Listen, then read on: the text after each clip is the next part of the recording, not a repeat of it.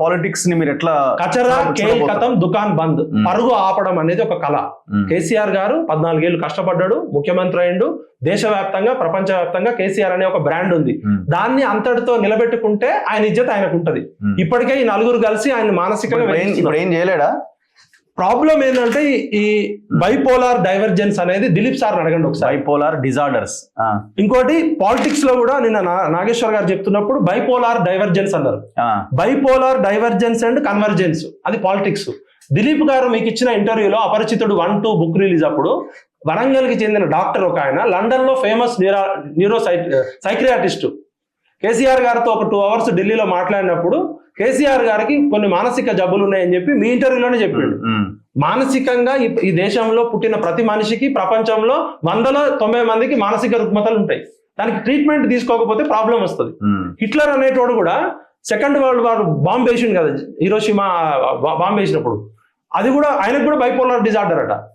మానసికంగా schizophrenia, hallucination, bipolar disorder, split personality అనేది ఆ వరంగల్కి చెందిన డాక్టరు కేసీఆర్ గారితో ఏం మాట్లాడిండో దిలీప్ సార్తో మీరు ఒకసారి ఇంటర్వ్యూ చేయండి. ప్రతి మనిషికి మానసిక సమస్యలు ఉంటాయి, శారీరక సమస్యలు ఉంటాయి. కానీ నీ యొక్క వ్యక్తిగత బలాలు బలహీనతలు 4 కోట్ల ప్రజల జీవితాన్ని మార్చొద్దు. చిచ్చా దయచేసి మంచి డాక్టర్కి చూపించుకోండి. ప్రాబ్లము మీ దగ్గర ఉంది, మీ ప్రాబ్లము మీ కుటుంబానికి పాకింది. ఈ నలుగురు కొట్టుకుంటే మీ ఇజ్జత్ రోడ్డు మీద పడుతుంది. నేను అత్యధికంగా కేసీఆర్ ని ప్రేమించిన 2001 నుంచి 2014 దాకా నా జీవితం నా యవ్వనం అంతా ఇచ్చిన.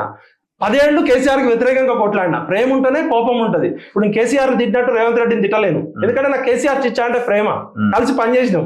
రేవంత్ రెడ్డితో నాకు ఎమోషనల్ అటాచ్మెంట్ లేదు. కాబట్టి దయచేసి ఈ వయసులో కేసీఆర్ గారికి దుఃఖం కలిగేయకండి. ఆయనకి మంచి డాక్టర్ని చూపియండి. ఈ ఆస్తుల గొడవలు, ఈ అంతస్తుల గొడవలు పక్కకు పెట్టి మీరు కేసీఆర్ ఇజ్జత్ కేసీఆర్ ని 10 కాలాల పాటు బతకనియండి. పాపం ఆయన ఈ వయసులో ఈ క్షోభ అవసరమా? శోభమ్మ దయచేసి చిచ్చాన్ని కాపాడండి.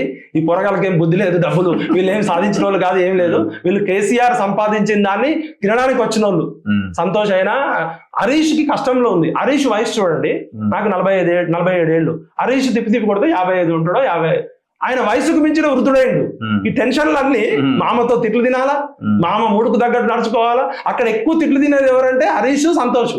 కుక్కలు కూడా కారణం భరించాలా. ఇంకా కేసీఆర్ సాహిత్యంలో మంచి చెడు దానికి అడ్డుండదు. కాబట్టి హరీష్ రోల్ ఉంది.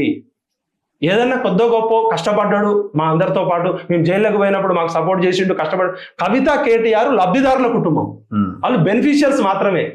వాళ్ళు మంచి చిలక పలుకులు బాగొచ్చు, ఇంగ్లీష్ మాట్లాడొచ్చు, అన్ని మాట్లాడొచ్చు. కానీ పునాది రాయి తెలంగాణ ప్రజలు. ఆ పునాది రాయి బొడ్రాయి జయశంకర్ సార్ లాంటి వాళ్ళు, మన ఎవరు పుచ్చర్ల సత్యనారాయణ సారు, మన పాషం ఎవరు మన కేశవరావు జాదవ్ లాంటి వాళ్ళని గౌరవించుకుందాం. అక్క నీకేమన్నా తెలంగాణ మీద సోయి ప్రేమ ఉంటే ఫస్ట్ కేశవరావు జాదవ్ ఇంటికి 1 కోటి రూపాయలు, ముచ్చర్ల సత్యనారాయణ గారి ట్రస్ట్కి 10 కోట్లు. మీ దగ్గర డబ్బులు బాగున్నాయి కదా.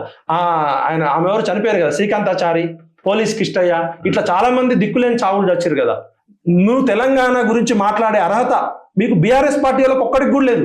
బీఆర్ఎస్ అనేది తెలంగాణని బొందబెట్టిన పార్టీ. కాబట్టి బీఆర్ఎస్ అవసరం తెలంగాణ ప్రజలకు లేదు, కేసీఆర్ కుటుంబం అవసరం తెలంగాణ ప్రజలకు లేదు. Anyway, thank you very much Vithal garu. చూద్దాం మరి రాబోయే రోజుల్లో ఈ రాజకీయాలు ఎటువైపు వెళ్తాయి, మిగతా కాంగ్రెస్ అండ్ బీజేపీ ఈ అంశాన్ని ఎట్లా తీసుకొని ముందుకెళ్తాయి అన్నది మనం రాబోయే రోజుల్లో చూడాలి. చూస్తూనే ఉండండి మన తొలి వెలుగు.